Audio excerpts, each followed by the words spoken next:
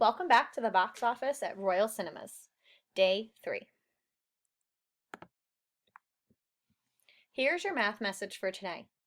Please grab a sheet of paper and try to answer both of the questions. As a reminder, you may use the ConnectEd Toolkit fraction circle pieces to help you. Please hit pause and give yourself time to solve the problems.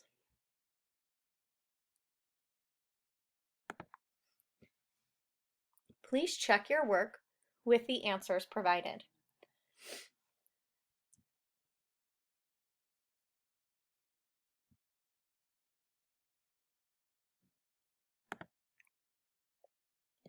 Now we're going to watch today's video. Please remember to think about what seems important or interesting as you are watching the video. Today's objective will be to compare the votes using greater than, less than, or equal to symbols and visual models.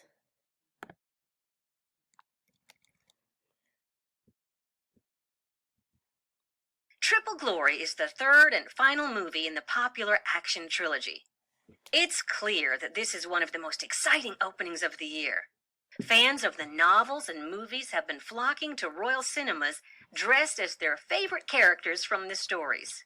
A hot topic of debate among moviegoers has been whether Triple Glory is the best of the three films. Ticket sales would seem to suggest that this third movie might be the most popular. Some fans, however, prefer the original Glory film because it was the first successful attempt at creating a film adaptation of the books. Others prefer the second film, Double Glory, and say that the second movie was where the director really perfected the cinematography for which the trilogy of movies is now known.